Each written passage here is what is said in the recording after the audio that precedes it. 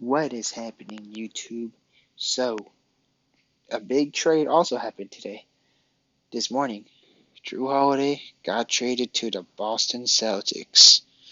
And, not gonna lie, it was one of those type of trades that you should have saw coming, but you didn't see coming at the same time.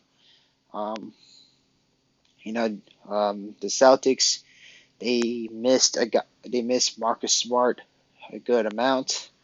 So they decided to, try to go after Jrue Holiday. Celtics, they made a lot of solid moves. They got Porzingis, and then the Jrue Holiday trade. I'm not gonna lie, I'm pretty conflicted on how I would feel if I were a Celtics fan. So it's hard for me to speak from you know their perspective. But they got Jrue Holiday. Jrue Holiday, he's a tremendous defender. Um, you know, he's definitely solid in terms of scoring and all that. Playmaking, he can bring that too. Good shooter. But he is up in age. He's 34 years old, I believe. Um, and I'm not going to lie, the Celtics gave up a lot. They gave up two first round picks. I don't know if they're protected or not. I hope like they were protected, at least like made like a top five protected pick. But if it's unprotected, then I would say that's more of a gutsy move. And then Malcolm Brogdon, which is I'm fine with that. Brogdon, he's okay and all that, but he actually has some good stretches, but dude's injury prone, and he's kind of like streaky as well. Um, Against the Miami Heat, he only had one good game. Rest of the game, he stunk it up. And then another trade that I personally wouldn't like, that would have pissed me off if I was a Celtics fan. They gave up Robert Williams. Robert Williams is a very good defender, very good 1 to 5 defender, solid rebounder. Very good in this modern NBA. Uh, NBA center, very switchable and all that. And honestly, I would honestly think Portland won this trade. Not trying to hate on the Celtics. Jrue Holiday is a good player, and I'm not gonna lie, this is kind of like a panic move that Brad Stevens decided to do because he saw Damian Lillard to the Milwaukee Bucks. So he kind of want to counter that and get Jrue Holiday, which is I guess it's understandable, but at the same time, giving up Robert Williams and then two first round picks for a 34 years old. Honestly, Holiday's like in the good scenario. Like if it's made like just two first round picks, should have been like two first round pick and Malcolm Brogdon. But again, the Celtics really just want to make sure. And as a Clippers fan, um, I would somewhat say I was like, okay, first of all, I predicted Jrue Holiday to be a Los Angeles Clipper because there's this particular user named Dropping Dimes 20. He basically said, the Jrue Holiday to the Clippers looks real close, but then, like, he made a tweet today. He said that it almost happened, but the Celtics swooped in. And in a way, I was kind of glad that they did because the Clippers trade package would have like made me pretty mad about that.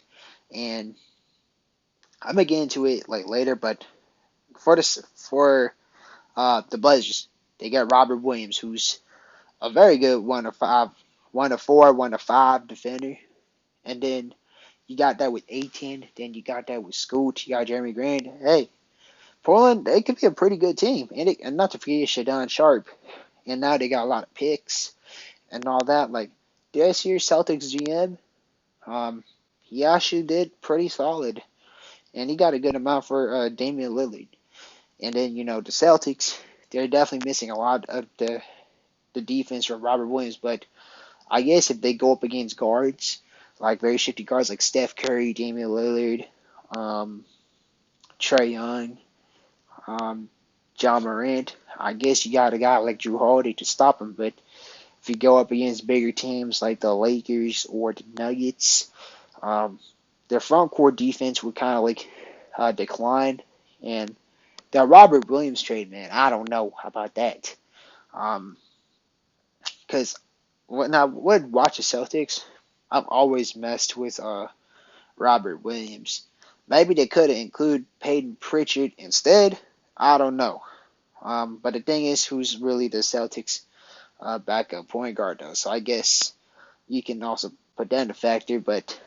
Um, but yeah, I already know about trading Tom Lord, man. Tom Lord, he's tough, he's solid, but we'll see what happens.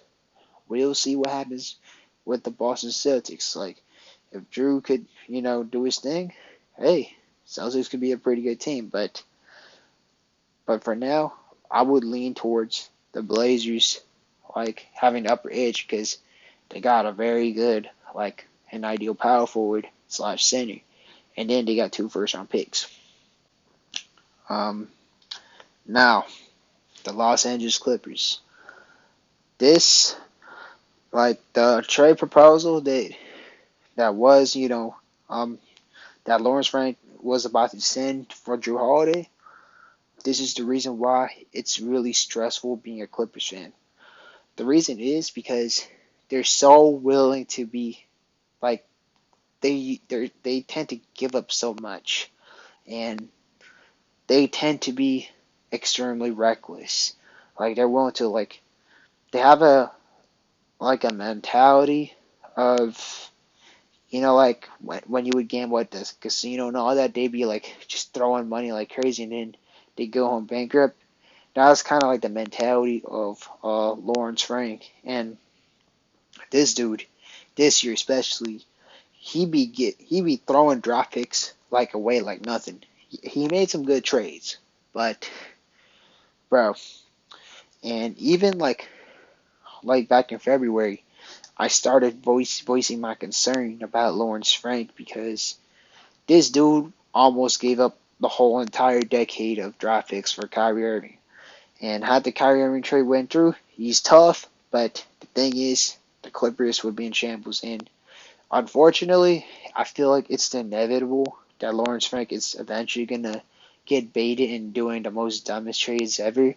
And he's probably going to ship a lot of our young guys other than Terrence Mann, because Terrence Mann, he is a household name.